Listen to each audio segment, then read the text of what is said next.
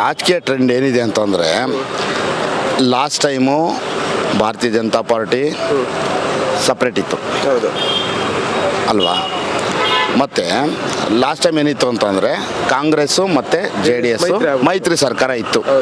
ಆವಾಗ ನಾವೆಲ್ಲ ಏನೇ ಮಾಡಿದ್ರು ನಾವು ಒಂದು ವೈಯಕ್ತಿಕ ವಿಚಾರ ಆಗಿರ್ಬೋದು, ಮತ್ತೊಂದು ವಿಚಾರ ಆಗಿರ್ಬೋದು, ನಾವು ಮಾಡಿರೋದು ಹೆಲ್ಪ್ ಮಾಡಿರೋದು ನಮ್ಮ BJP ಭಾರತೀಯ ಜನತಾ ಪಾರ್ಟಿ. ಮೋದಿಯವರ ಹೆಸರು ಹೇಳೋಕ್ಕೂ ನಮ್ಗೆ ಯೋಗ್ಯತೆ ಇಲ್ಲ, ಅಂಥ ಒಳ್ಳೆ ವ್ಯಕ್ತಿ. ಇವತ್ತು ಕಾಂಗ್ರೆಸ್ನವ್ರು ಮಾಡಿರೋದು ಸಂಸಾರದಲ್ಲಿ ತಂದಿಕ್ಕಂಥ ವಿಚಾರ. ಇದಕ್ಕೆ ನಾನು ಒಂದೇ ಉದಾಹರಣೆ ಕೊಡ್ತೀನಿ, ಜಾಸ್ತಿ ಹೊತ್ತು ಮಾತಾಡೋಕ್ಕೆ ನಿಮಗೂ ಬೇಜಾರಾಗುತ್ತೆ, ನಮಗೂ ಹೇಳೋಕ್ಕೆ ನಮಗೂ ಇದಾಗುತ್ತೆ. ಏನು ಗೊತ್ತಾ, ಹೆಂಡ್ತಿಗೆ ಕೊಡೋದು ಗಂಡನ ಹತ್ರ ಕಿತ್ಕೊಳೋದು. ನಾವು ಏನು ಮಾಡ್ತೀವಿ ಅಂತಂದರೆ, ಈಗ ನಮಗೆ ಬಂದಿರೋ ಮಾಹಿತಿ ಪ್ರಕಾರ ನಾವು ಎಷ್ಟು ಇದನ್ನು ಕಟ್ತೀವಿ, ನಾವು ಏನು ಕಟ್ತೀವಿ ಅಂತಂದರೆ ಎಷ್ಟು ಇದನ್ನು ಕಟ್ತೀವಿ ನಾವು ಟ್ಯಾಕ್ಸು. ಇವ್ರು 2,000 ಕೊಟ್ರಲ್ವಾ, ಮನೆಯಲ್ಲಿ ಅತ್ತೆ ಸೊಸೆಗೆ ತಂದಿಕ್ಕದಲ್ವ ಇದು. ಅತ್ತೆ ಸೊಸೆಗೆ ತಂದಿಕ್ಕಿ ಅತ್ತೆ ಕೊಡಲಿಲ್ಲ ಅಂದರೆ ಮಗಳಿಗೆ ಸೊಸೆಗೆ ಸಿಟ್ಟು, ಸೊಸೆಗೆ ಕೊಟ್ಟರೆ ಅತ್ತೆಗೆ ಸಿಟ್ಟು. ಇದರಿಂದ ಇವ್ರು ಈ ಥರ ಮಾಡ್ತಿರೋದ್ರಿಂದ ನೋಡ್ರಿ, ಇವತ್ತು ಕರ್ನಾಟಕದಲ್ಲಿ ಮೇ ಬಿ ಕಮ್ಮಿ ಅಂದ್ರೂ 95% BJPನೇ ಬರೋದು. 95%. ಇಲ್ಲಿ ಹೇಳ್ತೀನಿ ಕೇಳಿ, ಇಲ್ಲಿ ಸೋಮಣ್ಣವ್ರಿಗೆ ನಮಗೂ ಮತ ಹಾಕಕ್ಕೆ ಇಷ್ಟಲ್ಲ, ನಾವು ಮೋದಿ ನೋಡ್ತಾ ಇದ್ದೀವಿ. It is my own decision. ನಾವು ಮೋದಿಯವ್ರು ನೋಡಿ ಸೋಮಣ್ಣವ್ರು ಓಟ್ ಹಾಕ್ತೀವಿ. ಸೋಮಣ್ಣವ್ರು ನಮ್ಮ ಪಕ್ಷದ ಬಗ್ಗೆ ತುಂಬ ಮಾತಾಡಿದ್ದಾರೆ, ಆದರೆ ಬೇಜಾರಿಲ್ಲ. ಯಾಕೆ ಅಂದರೆ ನಾವು ಮೋದಿಯವ್ರು ನೋಡ್ತಾ ಇದ್ದೀವಿ. ನಾನು ತುಮಕೂರು ಗ್ರಾಮಾಂತರ ಸುರೇಶ್ ಗೌಡ್ರು ಫಾಲೋಯರ್ಸು, ಬೆಳಗಾವಿ ಗ್ರಾಮ ಪಂಚಾಯತಿ ಮೆಂಬರ್ ಮಗ. ನಾನು ಹೇಳ್ತಾ ಇದ್ದೀನಿ. ಅಲ್ಲ, ಈಗ ಪ್ರಜಾಪ್ರಭುತ್ವದಲ್ಲಿ ಯಾರು ಎಲೆಕ್ಷನ್ ನಿಂತಿರ್ತಾರೆ ಅವ್ರ ಮುಖ ನೋಡಿ ಓಟ್ ಹಾಕುವಂಥದ್ದು ಇರೋದು. ಹೌದು. ಆದ್ರೆ ಬಟ್ ನಾವು ಮೋದಿ ನೋಡಿ ಓಟ್ ಹಾಕ್ತೀವಿ ಅಥವಾ ರಾಹುಲ್ ಗಾಂಧಿ ನೋಡಿ ಓಟ್ ಹಾಕ್ತೀವಿ, ಇನ್ನೊಬ್ರು ನೋಡಿ ಓಟ್ ಹಾಕ್ತೀವಿ ಅನ್ನೋದು. ರಾಹುಲ್ ಗಾಂಧಿ ರೀ ಚೈಲ್ಡ್ ರೀ. ಅಲ್ಲ ನಾ ಹೇಳ್ತಾ ಇರೋದು, ಉದಾಹರಣೆ ಕೊಡ್ತಾ ಇರೋದು. ಕಾಂಗ್ರೆಸ್ ಅವರು ಬಂದ್ರೆ ಅವ್ರ ಮುಖ ನೋಡಿ. ಪ್ರಜಾಪ್ರಭುತ್ವ ಇರೋದು ಪ್ರಜಾಪ್ರಭುತ್ವಕ್ಕೆ ಏನು ಕಾಂಗ್ರೆಸ್ನವ್ರು 70 ವರ್ಷ ನೀವು ಆಳ್ವಿಕೆ ಮಾಡಿ ಪ್ರಜಾಪ್ರಭುತ್ವದಲ್ಲಿ ಏನು ಮಾಡಿದಿರ್ರಿ?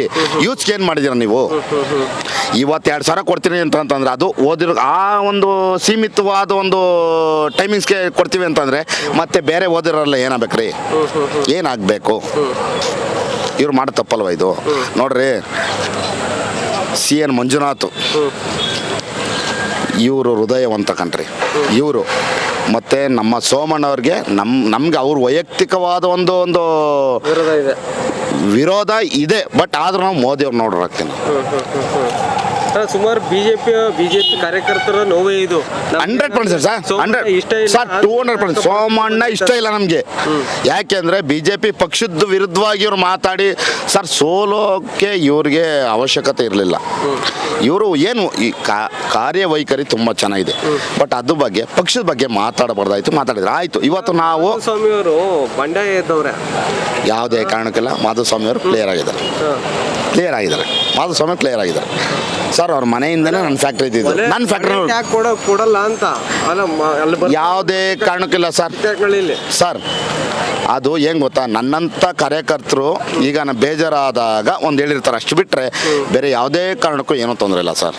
100% ಸೋಮಣ್ಣವರು ಖಚಿತ ವಿನ್ ಆಗ್ತಾರೆ. ನಾವು ಮೋದಿ ನೋಡಿ ಓಟ್ ಹಾಕ್ತೀವಿ, ಸೋಮಣ್ಣವ್ರು ನೋಡಿ ಓಟ್ ಆಗ್ತಾಯಿಲ್ಲ. ಯಾವುದೇ ಕಾರಣಕ್ಕೂ ಸೋಮಣ್ಣವ್ರು ನೋಡಿ ಓಟ್ ಆಗ್ತಿಲ್ಲ. ನಮ್ಮ ಸುರೇಶ್ ಗೌಡ್ರು ನೋಡಿ ಓಟ್ ಹಾಕ್ತಾ ಇದ್ದೀನಿ. ಗ್ರಾಮಾಂತರ ಸುರೇಶ್ ಗೌಡ್ರು ಅಂಥ ವ್ಯಕ್ತಿನ ನಾವು ಆರಿಸಿ ತಂದ್ಕೊಂಡಿದ್ವಿ. ಒಂದ್ಸರಿ ಸೋತೋ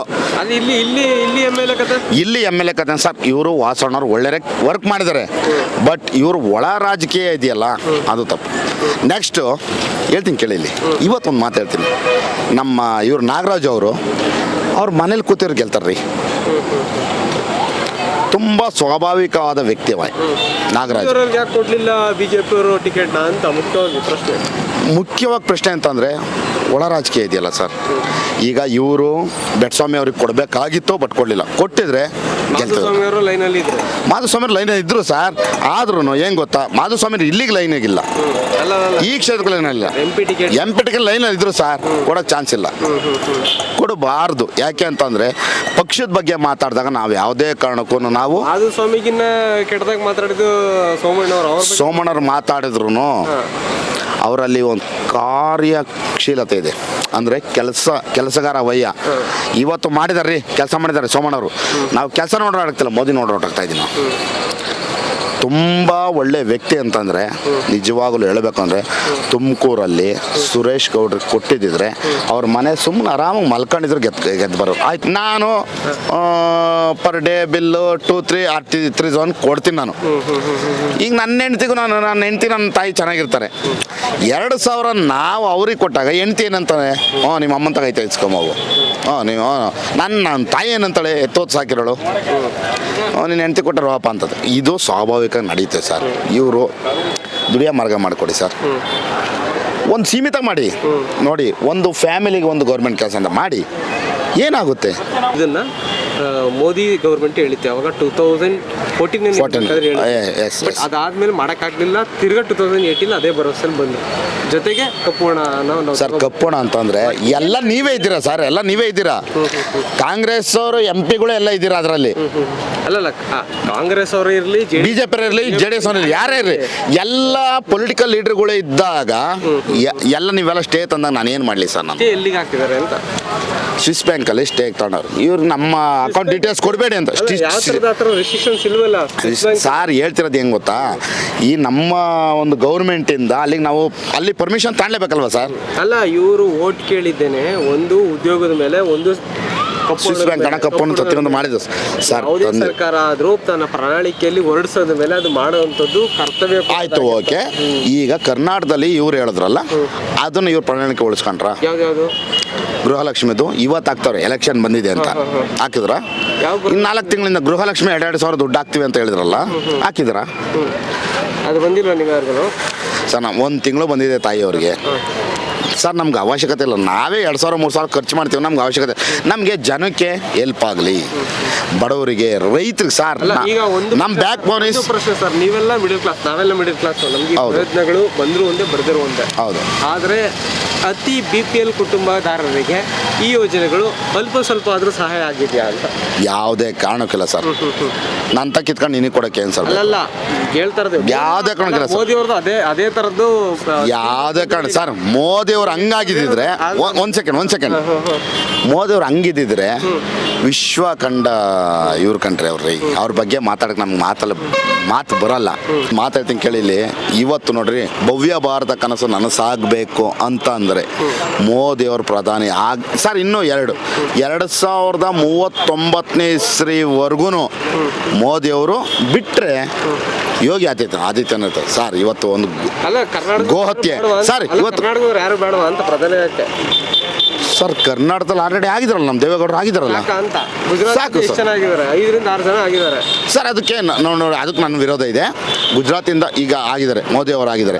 ಯೋಗಿ ಆದಿತ್ಯನಾಥ್ ಮಾಡೋಣ ನೆಕ್ಸ್ಟ್. ಅವರಲ್ಲಿ ಅವರಲ್ಲ. ಹ್ಞೂ ಸರ್. ಉತ್ತರ ಭಾರತ ಅಂತಲ್ಲ ಸರ್. ನಮಗೆ ಏನು ಗೊತ್ತಿರೋದು, ಕನ್ನಡಿಗರಾಗಿ ಕನ್ನಡದ ಒಂದು ಆಸ್ಮಿತೆಯನ್ನು ಉಳಿಸ್ಕೊಳ್ಳೋಕೆ ನಮ್ಮ ಸರ್ ಮಾಡಿದರೆ ಸಾಕು. ನೋಡಿ, 10 ಸೀಟ್ ಬಂದ್ರು ದೇವೇಗೌಡರು ಪ್ರಧಾನಿ ಆದ್ರು. ನಿಮಗೆ ಗೊತ್ತಲ್ಲ, ದೇವೇಗೌಡರು ಪ್ರಧಾನಿ ಮಾಡಿದ್ದು ಬೇರೆ ಟೈಮಲ್ಲಿ ಬಿಡಿ. NDA ಅಲ್ಲ, ಅದು UPA ಗೌರ್ಮೆಂಟ್ ಅಲ್ಲಿ ಮಾಡಿದ್ದಾರೆ. ನಾ ಕೇಳ್ತಾ ಇರೋದು, ಅದು ಶ್ರಮ ಯಾರ್ದಿತ್ತು ಸರ್? ಶ್ರಮ ಯಾರ್ದಿತ್ತು? ವಾಜಪೇಯಿ ಅವ್ರ ಸೋತ್ರು ಬಂದ್ರು ಅಲ್ವಾ? ಅದು ನೀವು ಹೇಳಿ. ವಾಜಪೇಯಿ ಸೋತ್ರು ಬಂದ್ರು ಅಷ್ಟೇ. ವಾಜಪೇಯಿ ಸೋತಾದ್ಮೇಲೆ ಇವ್ರು ಏನು ಮಾಡಿದ್ದಾರೆ?